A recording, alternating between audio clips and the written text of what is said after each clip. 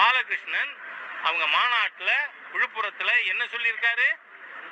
Undeclared emergency. இதை விட வெக்கக்கேடு Dravidian stock அரசாங்கம் தேவையில்லையே. உங்க கூட்டணி சொல்லுது, எதிர்கட்சி சொல்லல, பிஜேபி சொல்லுது. மரியாதைக்குரிய முதலமைச்சர் மு.க. ஸ்டாலின் அவர்களை கேட்க விரும்புகிறேன். தமிழ்நாட்டில் என்ன அறிவிக்கப்படாத ஒரு அவசர நிலை பிரகடனப்படுத்தி விட்டீர்களா? நீங்கள் பாதிக்கப்படுகிற மனிதன் தன்னுடைய உரிமைக்கு போராடக்கூடாதா?